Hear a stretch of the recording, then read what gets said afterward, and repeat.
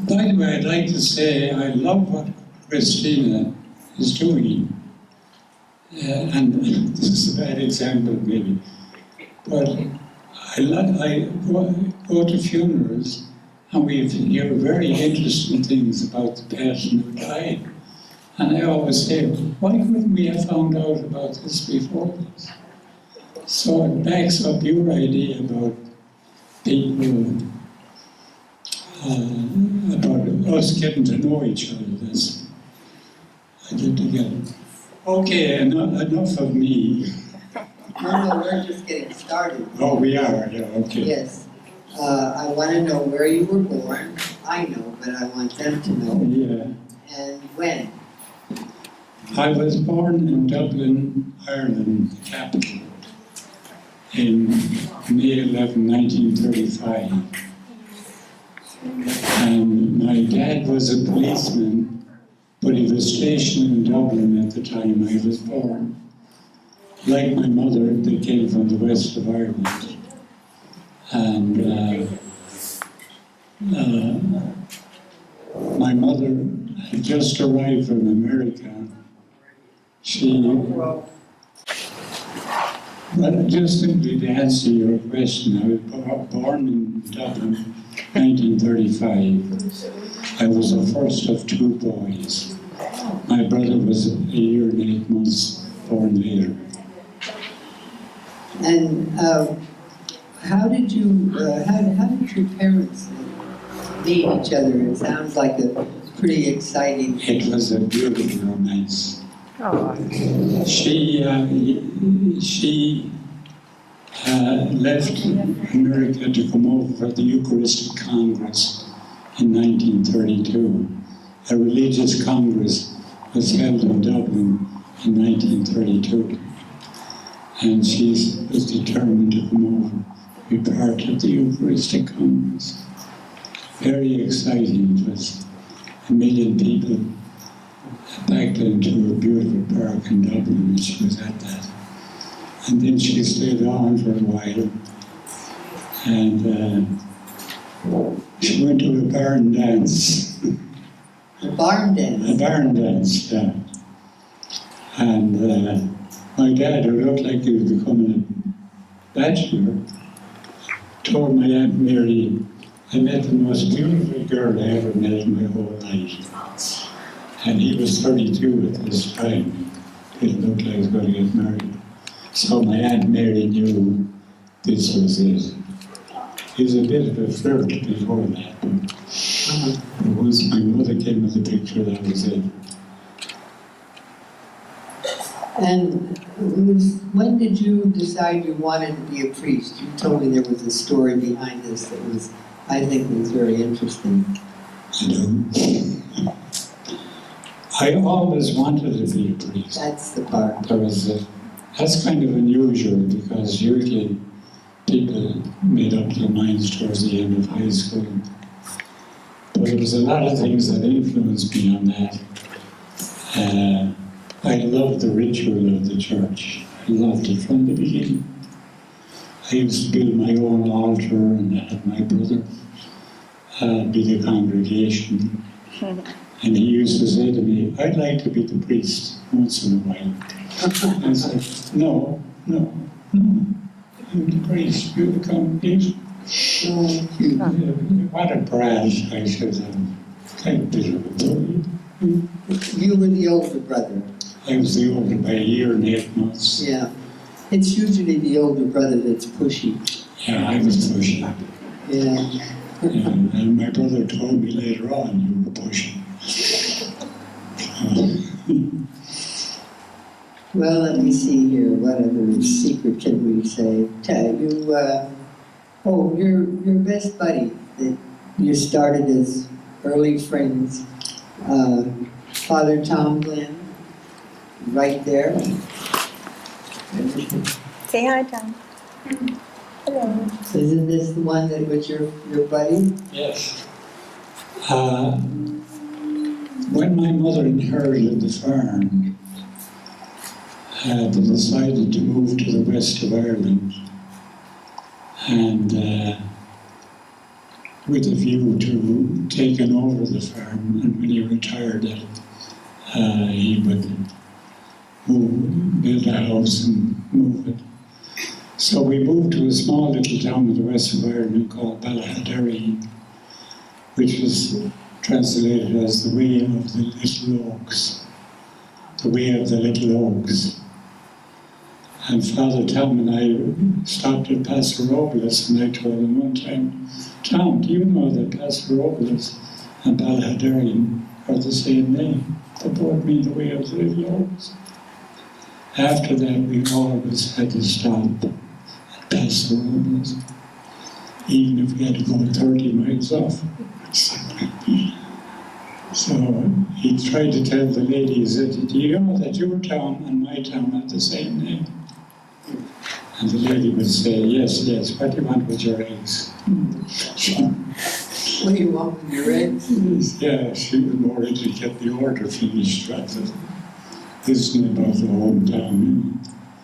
It was a grand little town with 1,200 population. I came to love the way. How long did you live there, and how long were your buddies at that area? Well, I lived there until I was ordained at 24 years of age. So it really was my hometown, you know. And then ever after, I'd come back in summertime to Ireland. I'd stay with the folks in this little small town. Beautiful place. Well, when did Father Tom become ordained? When was he ordained?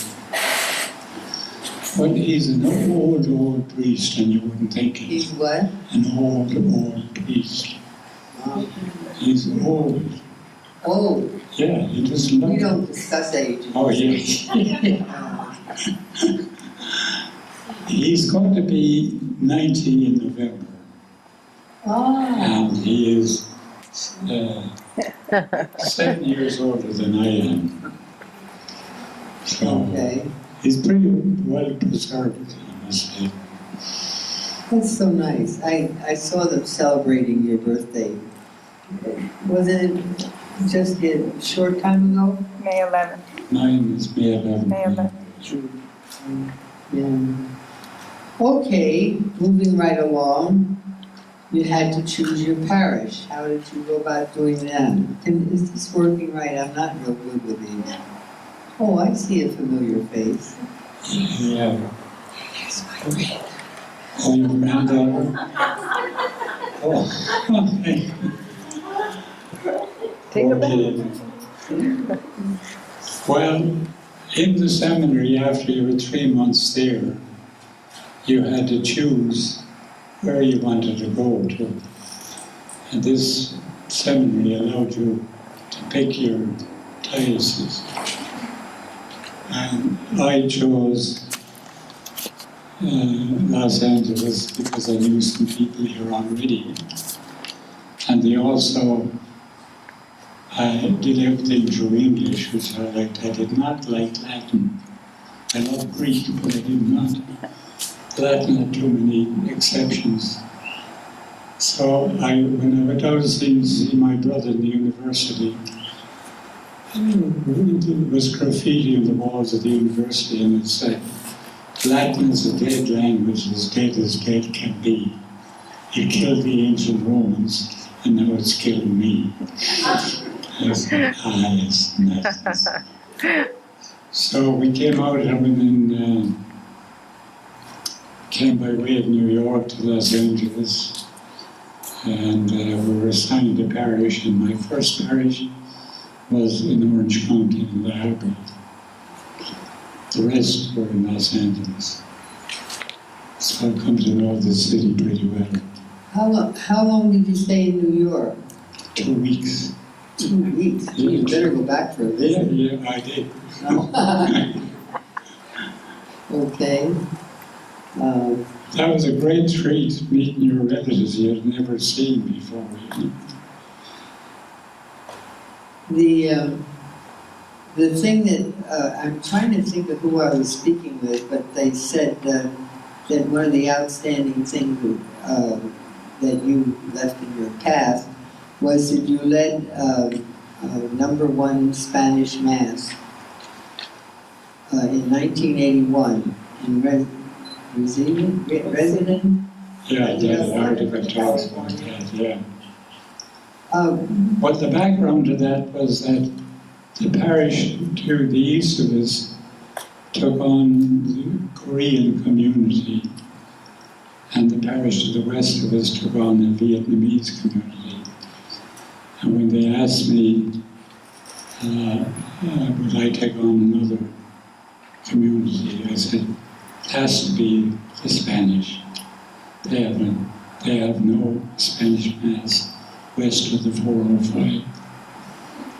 And I went ahead with that, and it wasn't easy to do that because I had to cancel some of the English Masses, so that and they came in droves to fill that huge church of 1,000 people very quickly. And I started with one Mass and then put on the second, and that's it. It wasn't easy because I had sympathy for the English-speaking people. They had to give up their favourite Mass, which was the 9:30. So it was not easy, and I knew it. I knew it was not easy. But I also knew it had to be just to let the Spanish people, I knew they were there from Ash Wednesday, you'd have a huge crowd. It's Hispanic folk coming to it. So I knew they were in the area. They must have been very grateful to finally get a Mass. They had to go quite a distance, didn't they, to get to a church before that? No, they were in the apartments all around us, right close. No, they were mostly from the neighborhood. They were there all along,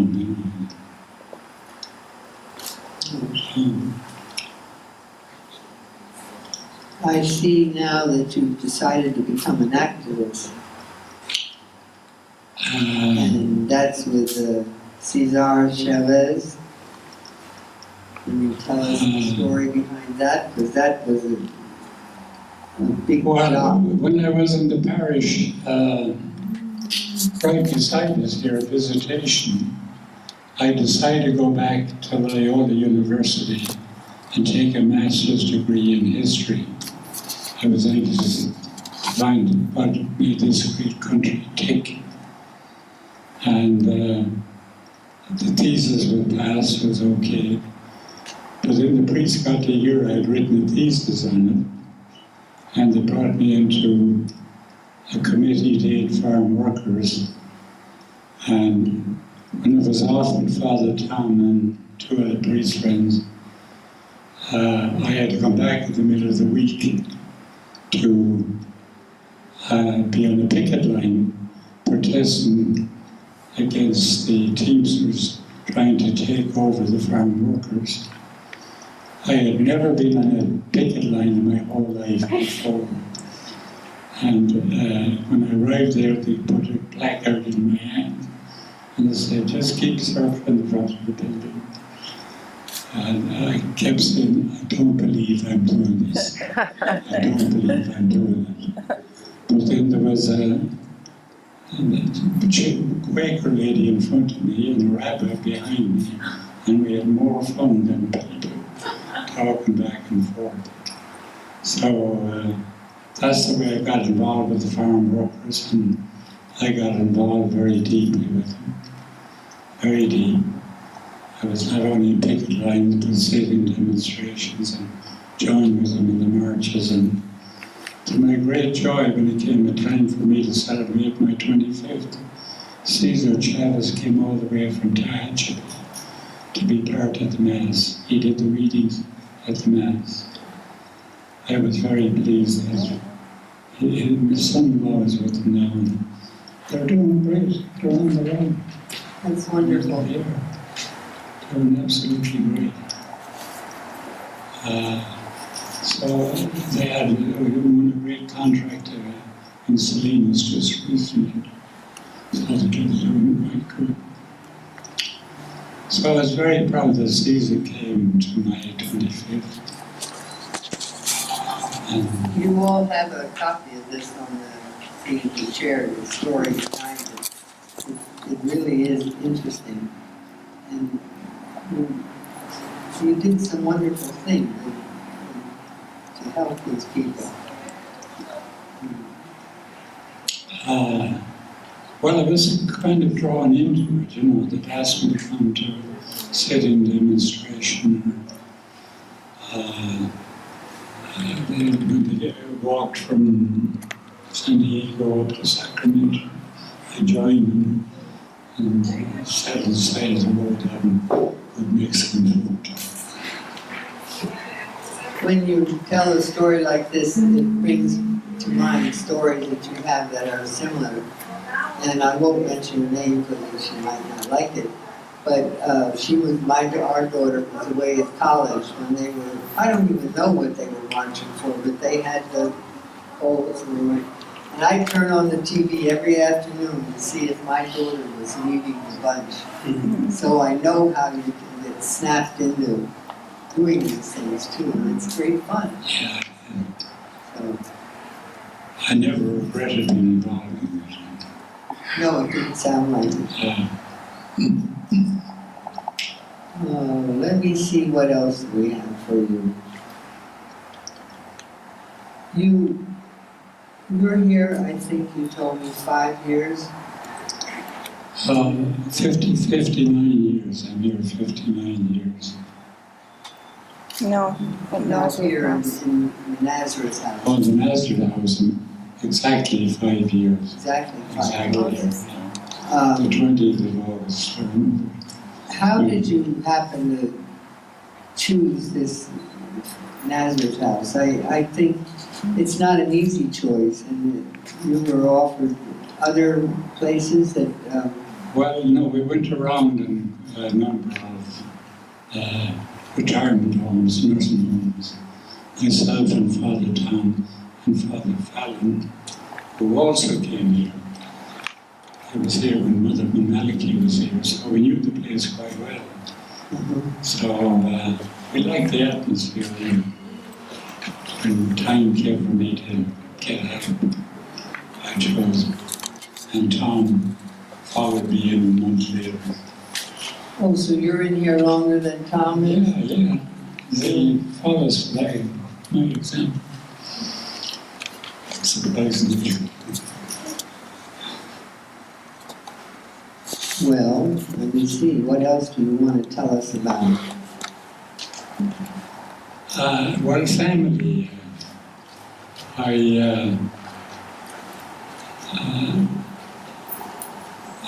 My mother came to America when she was 16, and she became a domestic for a wealthy family in White Plains, New York, for 10 years. And then she was a nanny to the young girls growing up, and they were crazy about her. I know because she used to get letters from them when she was back in Ireland. When I told you how they met, and she came here for the Eucharistic Congress. But my mother died at a very early age. She was only 39. And my dad was looking around for someone to come in. He was determined that he would not give us up for adoption, that he's going to keep us son. So after 6 months, he persuaded a niece who was working in a jam factory to come to look after the two of us. And she was in her life for 3.5 years. And then he married again. And it was a wonderful relationship, really great. She was shy coming on 2 teenagers at the beginning, but over for 43 years, we came to realize what a jewel we had in our second mother as well as our first mother. So it's quite a story. Yeah. Does anybody have any questions about what they've been listening to? Surely you have something in your mind. The story, Sean, you told me, remember your father was a policeman and he hunted down a murderer? Yeah, he had to write it. Want to tell about that? It's interesting. I thought it was interesting. My dad was a policeman. What was your question again? Well, I remember a story you told me. I was fascinated by it. Your father hunted down a murderer, but the town already knew who it was. Fascinating. Just small towns. It wasn't quite that way, no. That's a gruesome story.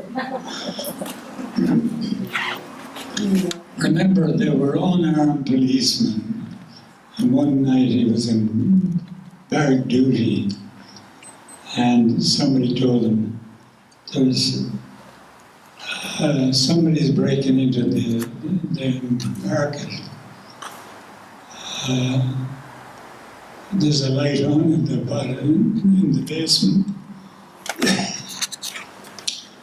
And even though he wasn't supposed to do this, he left his desk, walked down the town, down into the basement, and found 3 guys there stacking stuff away in boxes. And he said, follow me. The best thing, they always knew who the people were, that was him. But the other one was a different story entirely. That was, there was in a small town, everybody knew everybody else. And there was a murder took place, and everybody knew who did it. And but on the British, you were not allowed to squeal. And that was the worst thing that ever happened in small town. It was the worst. Yeah. Well, you would remember that.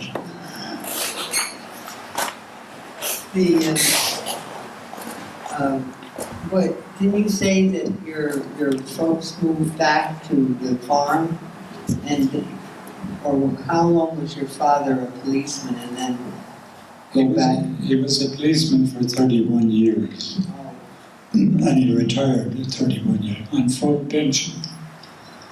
And that's when he was preparing to move to the farm to make provisions for it.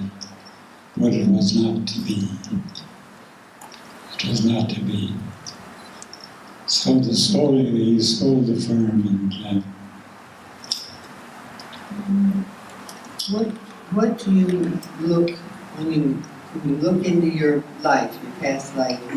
What is it that pleases you most that you were able to do, and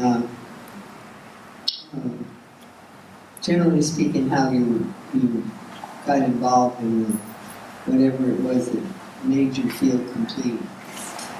well, I never pictured myself as an activist.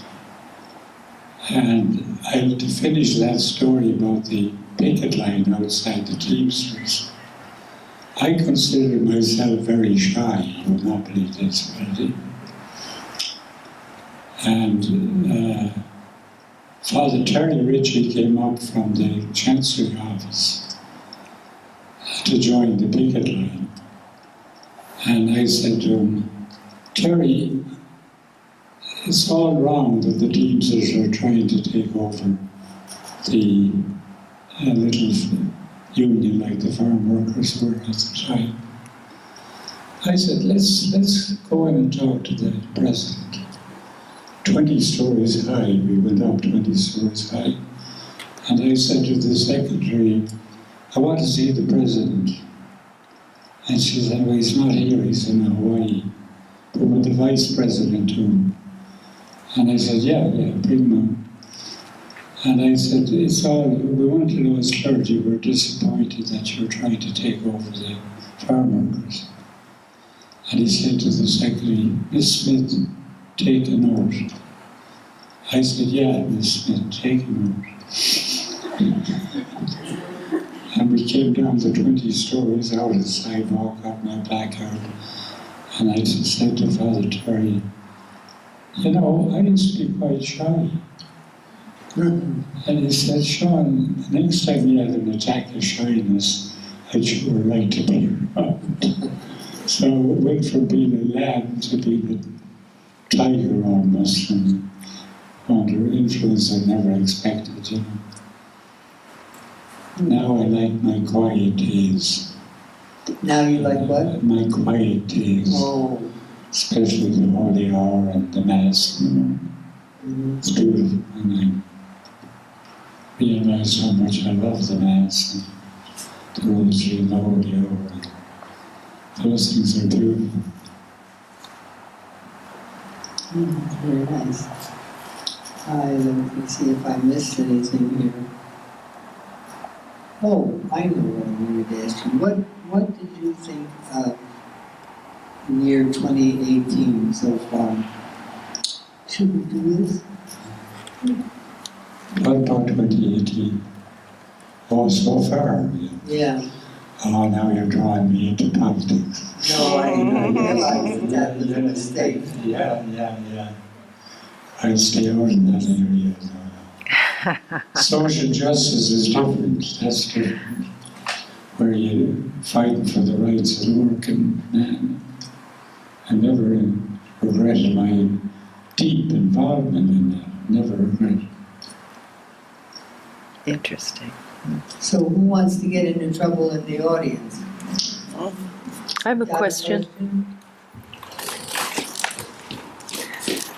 So, Father, when you arranged for the first Spanish-speaking Mass, did you preside? Do you speak Spanish, or did you have to bring in another priest? Or? I had to bring in another priest. Uh-huh. I was never good at languages, like the Latin, I didn't like. And so then after that one time, they had the Mass regularly in Spanish? Well, I had to wait to get a priest to look around. I had Bishop Arzubi looking for a priest, and there weren't that much available. And finally, he got a priest that was also involved in prison ministry, Father Juan Azubi, Father Juan Izabal. And he proved to be a charming priest, very humble priest. And the Mexican community took to them with their hearts. And he was with me doing quinceañeras and 2 masses on a Sunday. And I loved him, and he loved them. Unfortunately, he died at 43 years of age, a young man. The prison, he had a tough time in the prison ministry. So the parishioners, the Spanish-speaking parishioners who came, what were they doing before? Were they traveling far away to go to church, or were they just listening, going in English? They traveled all the way to Pucallpa. Oh, wow. To kill Mass. Okay. And that was quite a distance. So they didn't just come to Mass and not understand. Was Mass being conducted in English at that point? When this started? Was. Okay. Yeah, it was. Uh-huh.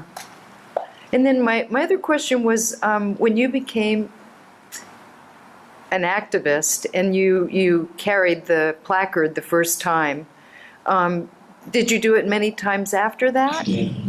You did? I was not only involved with the farm workers, but the textile workers, the brewery workers, Soviet Jewry, and so forth. I had priests at the parish who covered for me very often, but I also, the article tell you that that was not my writing, but I kept deeply involved in the parish as well as I didn't neglect the parish. So did you do a lot of public speaking at the rallies, or you just quietly carried your sign in the parades? I carried my sign mostly. Uh-huh. But inevitably, I'd have a reporter follow me around because I had the collar on me. And there's not a picture there of me on the picket line. But I'd be with other priests too involved in it. And it formed very deep friendships. Very deep friendships. Sounds like you really made a difference. I think so. I think so. I like to think I did. It had its ups and downs, it had its tragedies.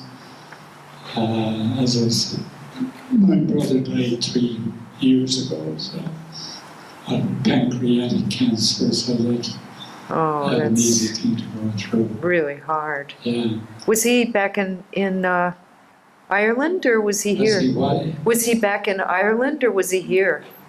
Your brother? He was in Ireland, yeah. Okay. He was brilliant.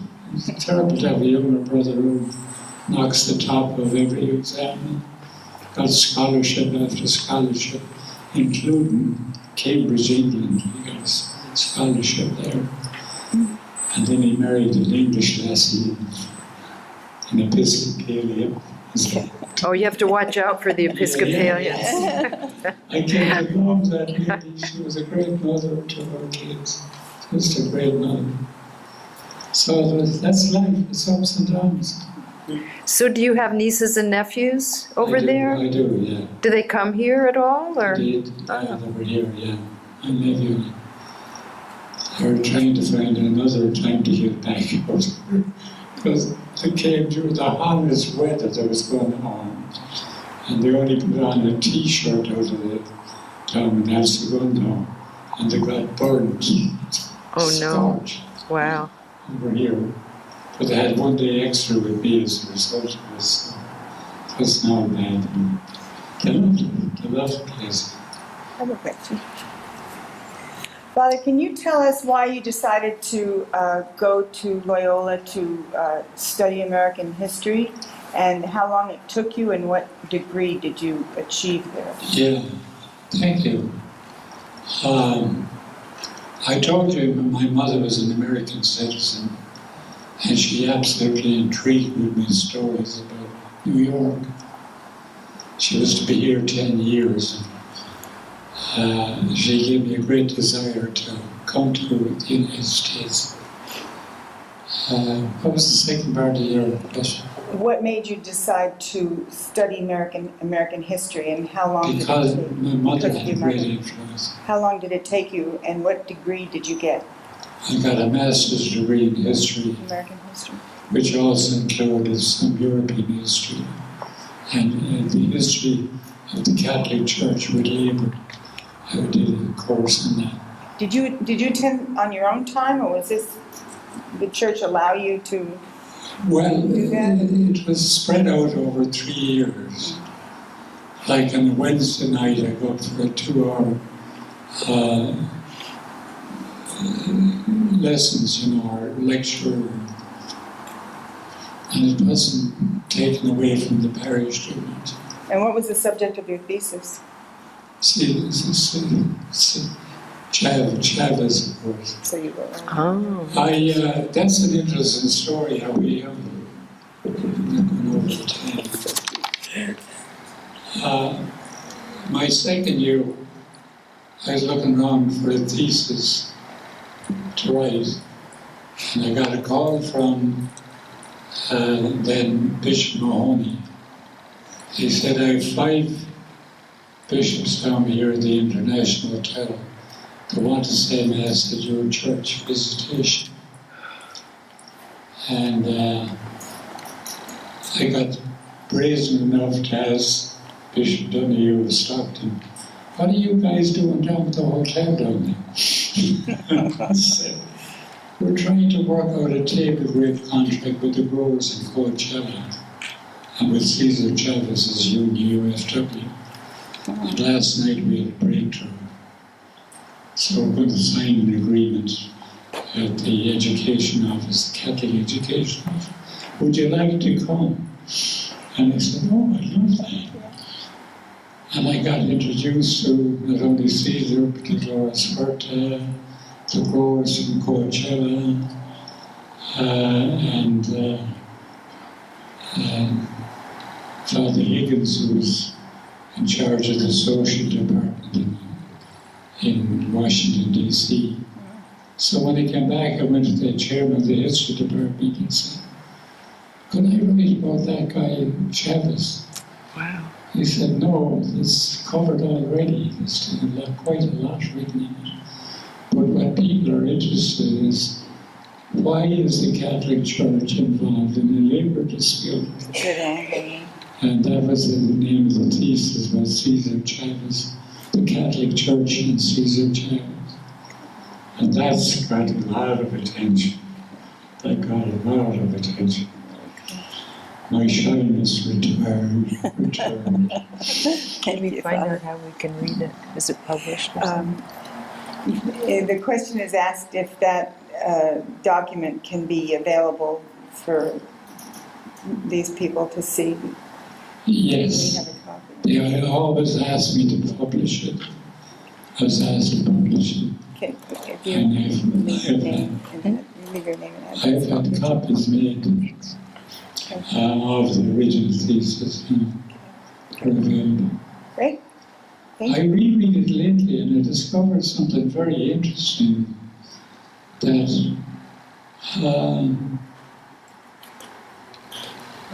George Higgins, who was directing a lot of things, wanted to join the boycott.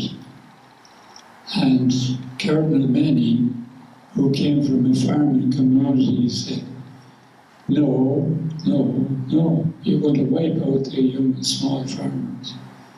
He said, let's try mediation between the two bodies. And if that doesn't work, then we join the boycott. I had forgotten that episode. I had an interview with Cardinal Manning, and he kind of liked the little farmers up there. And that's in the thesis? That's in the thesis. Yeah. That's a great story. Cool. Wow. We'll have to get some copies too. Thanks, good questions, good question. Well, how were you involved in it? Me? Yeah. I think I was pretty young back then. In fact, I'm not even sure. What year was it? Oh, it was 1962? What year was it? Or 80? What year was it? When was Well, it? he came to your 25-year anniversary in '84. So it was, I was probably late 70s to early 80s, I would say. So I was Let's in my see. later 20s. Okay.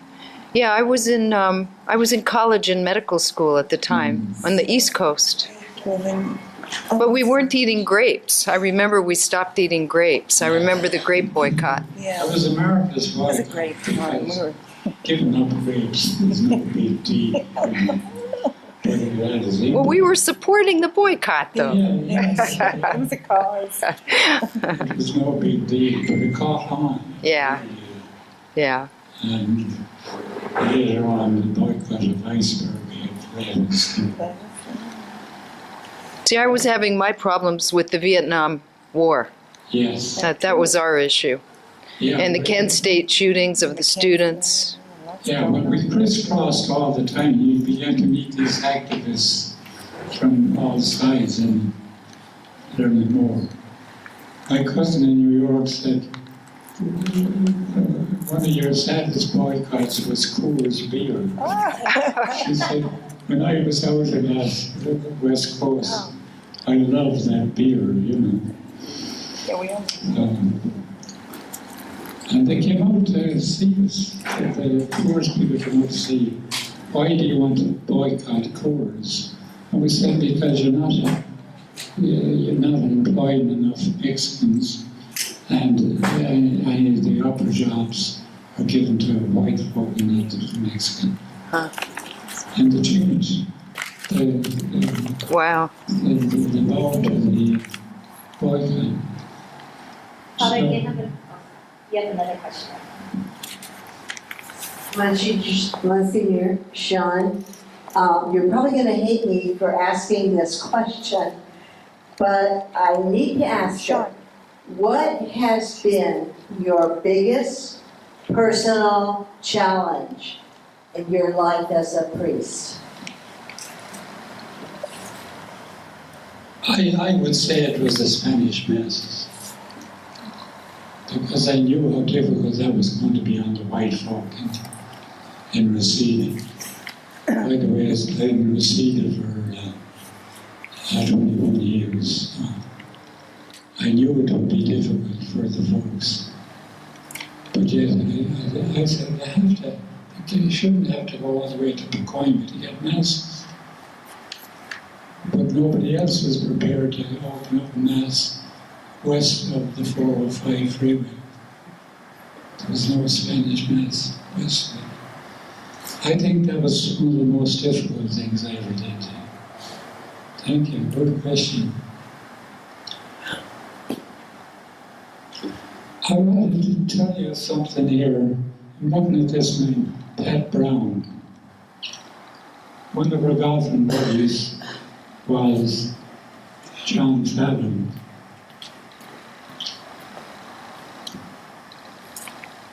That's John Fallon.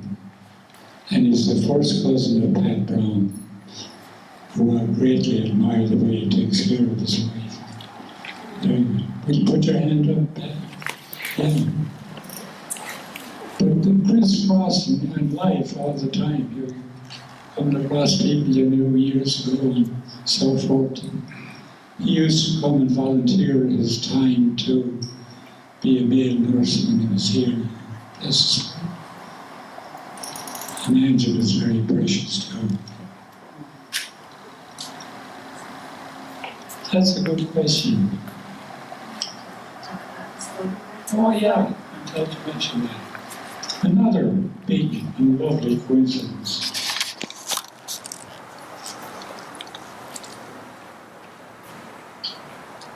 This couple in front are Bruce Easy's. Their name is Bruce Easy.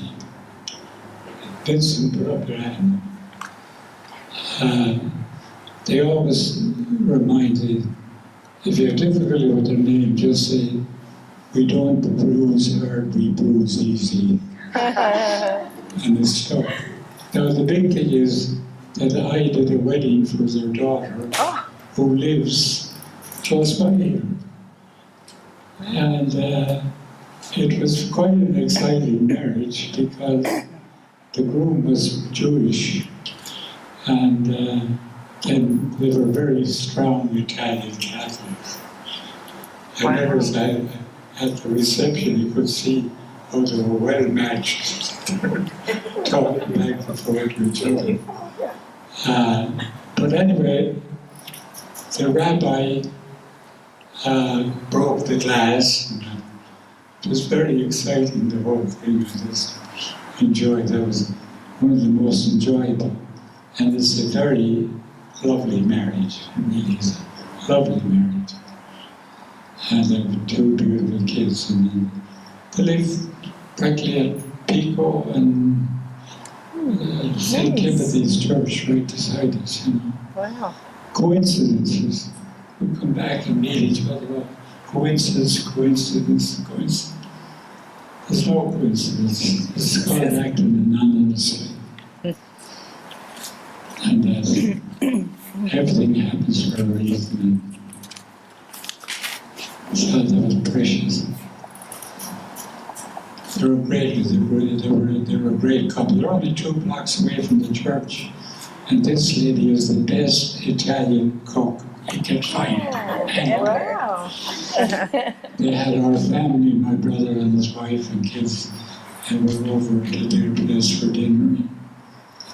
There was only one restaurant I ever came across that came close to our good food, and that was Martoni's. That was in Hollywood at that time, only a few years back. But they were great. Excuse me. Wonderful. Oh, we're so nice. So life is very interesting. It's never done. It's wonderful. Yeah, thank you. Did we cover all the bases? Do we have any other questions? Good.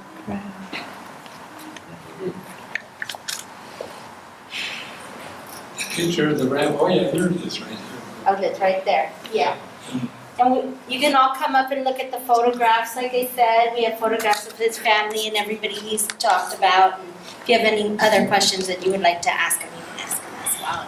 So can we keep this practice going? I want to know other people around. There are a lot of This interesting is people. fun. It's a great idea, yeah. Yes, Very we good hope idea. to get everybody in, Yeah. right, Joy?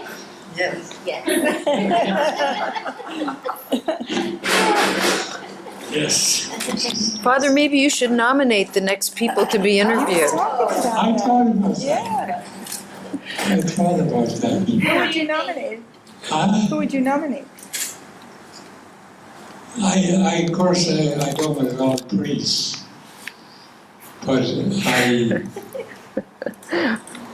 when I think about it as, no, that's a dangerous area to get. Mind is going. I tell you, I know it'd be very interesting. It's Father Tom. Father Tom? Tom, not this father. Different father. Father Tom. He just wants to get out of the limelight. He has a story that's quite extraordinary. But Tom with the legs, and he has Tom, what's his last name again? Ellis. Huh? Ellis. Ellis, Tom Ellis. He's been here for a year. He was a teacher at the seminary, and Oh, yeah, he is. he's dynamic. He is dynamic. But I really also would like to hear people's stories. Like, for example, I would think of Joan O'Brien this year.